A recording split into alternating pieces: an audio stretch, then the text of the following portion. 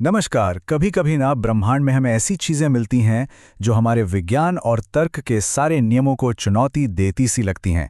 आज हम ऐसे ही कुछ कह सकते हैं अविश्वसनीय ग्रहों की दुनिया में चल रहे हैं, जिनकी कहानियां किसी साइंस फिक्शन फिल्म से भी ज्यादा अजीब हैं। तो चलिए मुद्दे पर आते हैं और सीधे इसी सवाल से शुरू करते हैं। सोचिए, 2009 में वैज्ञानिकों को एक ऐसा सिस्टम मिला जहां एक ग्रह अपने तारे से 3000 गुना ज्यादा बड़ा दिख रहा था। ये तो फिजिक्स के नियमों के एकदम खिलाफ है ना।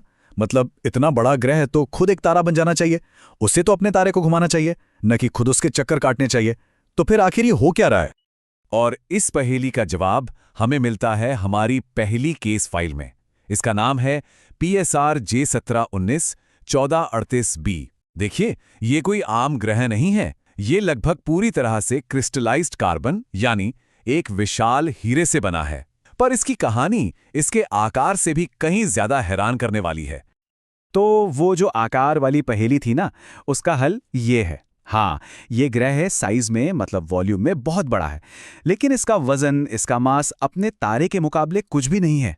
इसका तारा एक न्यूट्रॉन स्टार है, जो किसी मरे हुए तारे का बेहद घना कोर होता है। सोचिए, एक शहर जितना छोटा पर हमारे सूरज से भी ज्यादा भारी। तो मतलब ये ग्रह जगह तो बहुत घेरता है, लेकिन वजन में अपने नन्हे सितारे से बहुत हल्का है। चलो, गुरुत्वाकर्षण के नियम अभी भी सेफ हैं। लेकिन इस ग्रह के बारे में असली चौंकाने वाली बात है इसका बनना। ये हमेशा से एक ग्रह था ही नहीं। ये तो कभी खुद एक तारा हुआ करता था, जो एक अविश्वसनीय कॉस्मिक प्रोसेस से गुजरकर आज इस रूप में बदल गया है। चलिए देखते हैं कि आखिर ये हुआ कैसे। ये किसी फिल्म की कहानी जैसा है, जो कई एक्ट में पूरी हुई। देखिए, सब कुछ तब शुरू हुआ जब एक बहुत बड़े तारे में जबरदस्त धमाका हुआ, और उसके साथ ही तारे की किस्मत हमेशा के लिए बदल गई। जो नया न्यूट्रॉन स्टार बना था, उसकी ग्रेविटी ने उस साथी तारे की सारी बाहरी गैसों को खींच लिया, और पीछे क्या बचा? सिर्फ उसका कार्बन से बना कोर। और फिर उस न्यूट्रॉन स्टार से निकले भयानक रेडिएशन ने उस कार्बन को इतना दबाया, इतना गर्म किया कि वो एक विशाल ग्रह के आकार के हीरे में बदल गया। चलिए अब कुछ ऐसे ग्रहों की तरफ बढ़ते हैं जो इतने खतरनाक माहौल में जी रहे हैं कि उन्हें तो कब का खत्म हो जाना चाहिए था, लेकिन वो किसी तरह बच गए। मिलिए केपलर 78b से। इस ग्रह के साथ कुछ ऐसा हुआ जो सुनने में ही नामुमकिन लगता है। इसका तारा जब अपनी उम्र के एक पड़ाव पर आकर एक रेड जायंट में बदल रहा था, तो उसने इस ग्रह को पूरा का पूरा निगल लिया था।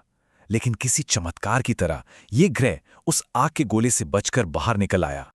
तो भाई, एक तारे के अंदर से गुजरने का नतीजा क्या होता है? नतीजा है 7300 डिग्री सेल्सियस का सतह का तापमान। यह हमारे सूरज की सतह से भी 1.5 गुना ज्यादा गर्म है। इस भयानक गर्मी ने ग्रह की सारी बाहरी परतें जलाकर राख कर दी, और पीछे बचा तो सिर्फ उसका पिघले हुए लोहे का कोर। ये एक ऐसी दुनिया है जो सचमुच आग की परीक्षा देकर आई है। और अगर आपको ये सब काफी अजीब नहीं लगा, तो HD 188753AB के बारे में क्या ख्याल है?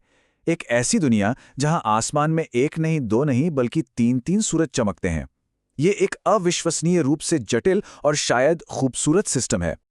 जरा इस सेटअप की कल्पना कीजिए। एक मेन तारा है जिसके चारों ओर ये ग्रह बहुत तेजी से सिर्फ 3 दिन में एक चक्कर पूरा कर लेता है। और फिर इस पूरे सिस्टम के चारों ओर 2 और तारे हैं जो एक दूसरे का चक्कर काटते हुए इन दोनों का चक्कर काट रहे हैं। ये एक ऐसा कॉस्मिक डांस है जो वैज्ञानिकों को भी सोचने पर मजबूर कर देता है कि ग्रहों के बनने के बारे में हम जो जानते हैं वो शायद आधा अधूरा सच है। अब हम अपने सफर के सबसे अनोखे और शायद दिमाग घुमा देने वाले हिस्से पर आते हैं। क्या कोई ग्रह एक ब्लैक होल के आसपास मौजूद हो सकता है? और क्या वहां जीवन भी पनप सकता है? ये एक बहुत बड़ा सवाल है। साइंटिस्ट्स का मानना है कि जो सुपर मैसिव ब्लैक होल्स होते हैं, उनके चारों ओर धूल और गैस के बादलों में हजारों ग्रह बन रहे हो सकते हैं। लेकिन एक ऐसी जगह पर जिंदगी कैसे टिक सकती है जिसे हम सिर्फ तबाही और विनाश से जोड़कर देखते हैं? और यही सबसे बड़ी मुश्किल है। हम जानते हैं कि जीवन के लिए एनर्जी चाहिए, जो आमतौर पर एक तारे से मिलती है। लेकिन अगर कोई तारा ही ना हो तो? ब्लैक होल तो रोशनी तक को निगल जाते हैं। तो फिर इन ग्रहों को गर्मी और लाइट आखिर कैसे मिल सकती है?